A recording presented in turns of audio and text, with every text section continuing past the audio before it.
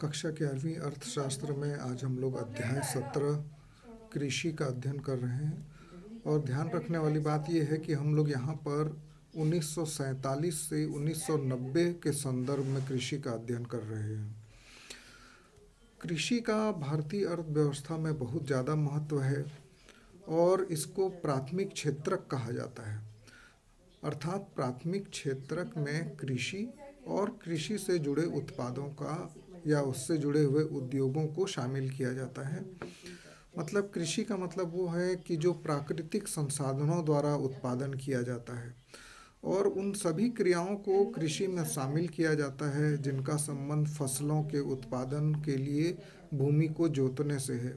जैसे कि बहुत सारी खाद्यान्न फसलें होती हैं, चावल, गेहूँ, जूट, कपास, इन सब के लिए भूमि को जोत कर उसकी बुआई की जाती है और इसीलिए इसको कृषि में शामिल किया जाता है। कृषि है जो वो मानव के जो मूलभूत आवश्यकता है भोजन, उसकी पूर्ति करती है। प्रथम पंचवर्षीय योजना के समय भारत की लगभग 3/4 जनसंख्या कृषि पर निर्भर थी, अर्थात 75% जनसंख्या। और राष्ट्रीय आय में कृषि क्षेत्र का अंशदान भी 59% था, मतलब आधे से ज़्यादा था। ब्रिटिश शासनकाल, जिसको कि औपनिवेशिक शासनकाल कहते हैं, उस समय कृषि में न तो समृद्धि हुई न ही समता रह पाई, क्योंकि जो अंग्रेज थे उन्होंने ध्यान ही नहीं दिया। और इसीलिए भारतीय कृषि की दशा जो है एकदम दयनीय थी, पिछड़ी हुई थी। और इसीलिए जब भारत स्वतंत्र हुआ तो हमारे जो राष्ट्र निर्माता हैं, नीति निर्माता हैं, उन्होंने कृषि को प्राथमिकता दी और उसके लिए बहुत ज़्यादा काम किया। तो अब देखते हैं कि भारतीय अर्थव्यवस्था में कृषि का क्या महत्व है। सबसे पहले सकल घरेलू उत्पादन में योगदान को अगर देखा जाए तो लगभग 25% हिस्सेदारी कृषि की होती है जीडीपी में, ग्रॉस डोमेस्टिक प्रोडक्शन बोलते हैं। और इसीलिए कृषि एक बहुत महत्वपूर्ण घटक है। स्वतंत्रता के बाद कृषि क्षेत्र का जीडीपी में योगदान 18 से 51% के आसपास रहा। तो कृषि का बहुत ज़्यादा योगदान है सकल घरेलू उत्पादन में। दूसरा, भोजन व चारे की आपूर्ति। कृषि से ही देश की करोड़ों जनता को खाद्यान्न मिलता है, खाने के लिए अन्न मिलता है। साथ ही पशुओं को चारा भी मिलता है और इसी से जनता अपना पेट भरती है और करोड़ों पशुओं का भी पेट भरा जाता है, उनके लिए चारा उपलब्ध होता है। तीसरा महत्व है कि कृषि से रोजगार मिलता है लोगों को। भारत में लगभग 50% जनसंख्या कृषि क्षेत्र में लगी हुई है और रोजगार का एक बहुत ही महत्वपूर्ण स्रोत है।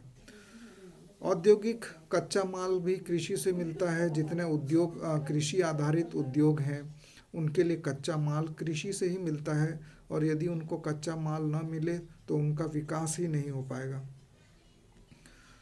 पांचवा जो है, अंतर्राष्ट्रीय व्यापार को योगदान रहता है। कृषि के द्वारा हम लोग बहुत सारी चीज़ों का निर्यात करते हैं, जैसे चाय, जूट, तंबाकू, कॉफ़ी, और इसका निर्यात करके हम लोग विदेशी मुद्रा अर्जित करते हैं, जिससे अंतर्राष्ट्रीय व्यापार को बढ़ावा मिलता है और विदेशी मुद्रा का भी अर्जन होता है, जिससे कि भुगतान संतुलन की समस्या एक हद तक दूर हो जाती है।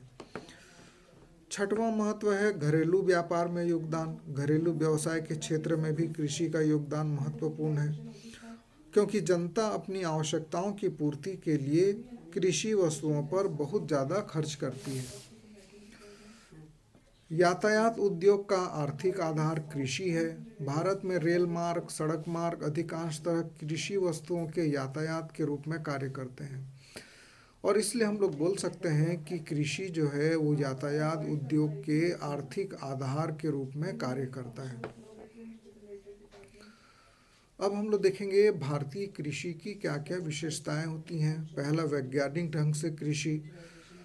भारत में जो खेती का स्वरूप है वो बहुत छोटे छोटे खेत हैं और किसान निर्धन है, और निर्धन होने के कारण वो पिछड़ी हुई तकनीक का उपयोग करते हैं। किंतु जैसे जैसे खेती व्यापारिक होती गई, किसान आधुनिक ढंग से कृषि करने लगे। आधुनिक यंत्रों जैसे थ्रेशर, ट्रैक्टर, इनका उपयोग करने लगे। और हरित क्रांति के बाद से किसान उन्नत बीज, कीटनाशक और रासायनिक खाद का भी प्रयोग करने लगे हैं, जिससे कि उत्पादन में बहुत ज़्यादा वृद्धि हुई है। दूसरी विशेषता है कृषि उत्पादन में उतार चढ़ाव। भारतीय कृषि की एक विशेषता यह है कि कृषि उत्पादन में सदैव उतार चढ़ाव देखने के लिए मिलता है, और इसका कारण है मानसून पर निर्भरता। इसीलिए कहा जाता है कि भारतीय कृषि मानसून का जुआ है। और उत्पादकता में उतार चढ़ाव के अन्य कारणों में सूखा है, बाढ़ है, आंधी को भी शामिल किया जाता है। तीसरा, छिपी हुई बेरोजगारी। कृषि की मानसून पर निर्भरता किसानों को कई बार बेरोजगार बना देती है, और इसके अलावा कई बार किसान जमीन तैयार करने के लिए राह देखते हैं, जिससे कि छिपी हुई बेरोजगारी दिखाई देती है। उसके बाद भारतीय कृषि की एक और विशेषता है परंपरागत आगतें, ट्रेडिशनल इनपुट। भारत में अधिकतर किसान परंपरागत आगतों में विश्वास रखते हैं, जैसे कि गोबर का इस्तेमाल करना। आधुनिक आगत जैसे रासायनिक उर्वरक, कीटनाशक दवाइयों का उपयोग बहुत कम किया जाता है, क्योंकि भारत के जो किसान हैं वो बहुत ज़्यादा निर्धन है, गरीब हैं, और वो आधुनिक चीज़ों का उपयोग करने में असमर्थ हैं। भारतीय कृषि की जहाँ कुछ विशेषताओं को हमने देखा, अब उसकी कुछ समस्याओं को भी देखेंगे। सबसे बड़ी समस्या है मानसून पर निर्भरता, इसीलिए भारतीय कृषि को मानसून का जुआ कहा जाता है। सिंचाई की सुविधाएं पर्याप्त नहीं होती। लगभग 35% किसानों को ही सिंचाई की सुविधा उपलब्ध हो पाती है, पानी उपलब्ध हो पाता है, और सिंचाई सुविधा के अभाव में बीज और खाद तकनीक से भी पर्याप्त लाभ नहीं मिल पाता है। दूसरा है भारत की कृषि की समस्या की प्राकृतिक जो आपदाएं हैं वो बहुत नुकसान करती हैं, जैसे ओलावृष्टि, अतिवृष्टि, सूखा, कीड़ा लग जाना। ये ऐसी समस्या है जिससे हमेशा भारतीय किसान जो है वो त्रस्त रहता है, और ये सभी प्राकृतिक तत्व भारतीय किसानों की कृषि उत्पादकता को बढ़ाने में बाधक होते हैं। तीसरा है साख का अभाव। बहुत बड़ी समस्या है कि किसानों को साख या उधार नहीं मिल पाता, क्योंकि किसानों को बीज, खाद, उर्वरक खरीदने के लिए पैसों की आवश्यकता होती है, धन की आवश्यकता होती है, और साख सुविधाओं के अभाव के कारण उनको साहूकार, महाजनों पर निर्भर रहना पड़ता है, जो उनका शोषण कर लेते हैं। चौथा जो समस्या है वो है परंपरागत दृष्टिकोण, कन्वेंशनल आउटलुक बोलते हैं जिसको। आज इतना आधुनिक युग हो गया है, फिर भी हमारे जो किसान हैं वो परंपरागत तकनीक का ही इस्तेमाल करते हैं। वो जोखिम नहीं उठाना चाहते, क्योंकि उनमें उद्यमशीलता का अभाव पाया जाता है। तो ये एक बहुत बड़ी बाधा है। उसके बाद पांचवी समस्या व्यवस्थित विपणन प्रणाली का अभाव। जैसा कि हम लोग अभी समाचारों में देख रहे हैं, न्यूज़ में देख रहे हैं कि बहुत सारे जो भारतीय किसान हैं वो हड़ताल पे हैं, और उसका एक ही कारण है कि व्यवस्थित विपणन प्रणाली का अभाव, और उसी के लिए उन लोग आंदोलन कर रहे हैं। एक तो हमारे देश में नियमित विपणन मंडियों की संख्या बहुत कम है, और ये बिल्कुल अव्यवस्थित है, और जिससे कारण छोटे किसान आज भी बड़ी संख्या में स्थानीय मंडियों में कम कीमत पर बेच रहे हैं। उनको अपनी उपज का उचित मूल्य नहीं मिल रहा है, और जिसके कारण उनको बहुत नुकसान हो रहा है, और वो निर्धन होते जा रहे हैं।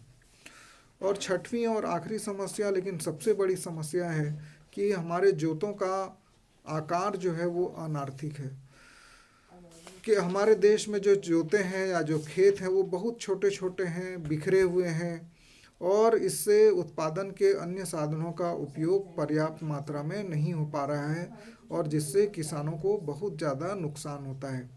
तो इस प्रकार से आज के इस वीडियो में हम लोगों ने देखा भारतीय कृषि के बारे में, उसके महत्व को देखा, उसकी विशेषताओं को देखा, और मुख्य रूप से हमने देखा कि क्या क्या भारत की समस्याएं हैं, जैसे कि मानसून पर निर्भरता, उसके कारण उत्पादन कम होता है, प्राकृतिक आपदाएं बहुत ज़्यादा आती हैं, किसी साल अतिवृष्टि हो जाती है तो किसी साल सूखा पड़ जाता है, साख का अभाव है हमारे किसानों के पास, और सेठ और महाजन लोग जो होते हैं, साहूकार, वो उनका शोषण कर लेते हैं।